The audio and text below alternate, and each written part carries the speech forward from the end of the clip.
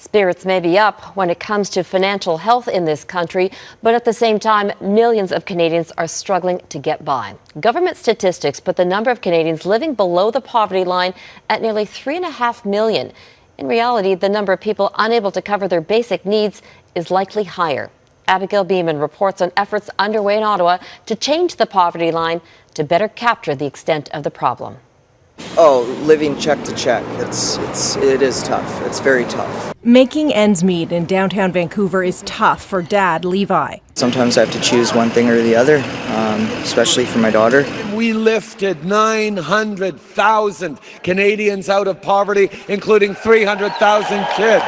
Fighting poverty has been a focus of the Trudeau government, creating Canada's first official poverty line. To better reflect today's reality, Statistics Canada is working to update what defines it. The last time that happened was 2008, and the number of Canadians living in poverty jumped by 2.2%. I sort of look at it like, getting a new pair of glasses. It's not like the world changed, but all of a sudden our view of the world is in better focus.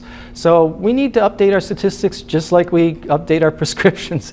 So what is the poverty line? It comes down to something called the market basket measure, the minimum someone needs to afford a basket of goods and services for a basic living, and it changes based on where you live. For a family of 4 in Winnipeg, if they had less than $36,558 a year after taxes and other deductions, they'd be living in poverty. StatsCan is tinkering with a long list of things. Money allocated for housing, for example, was lowballed by 43%, according to those surveyed. And that sort of makes sense because the shelter costs were determined back in 2008.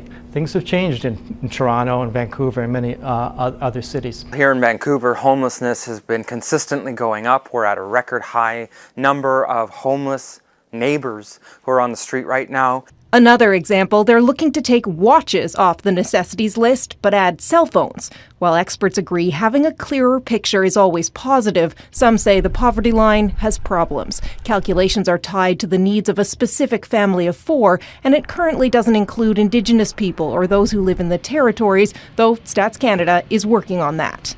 We don't know when we will have numbers for people living on reserve. Citizens for Public Justice had been advocating for a more relative income marker, but still Natalie Appleyard says any one measure only gives part of the picture. It's still going to underestimate the situation for millions of people living in Canada. Statistics Canada has a final report on this expected in a couple of months, but there's no word on timing for what politicians decide to do with it. The Liberals have committed to cutting poverty in half by 2030. Abigail Beeman, Global News, Ottawa.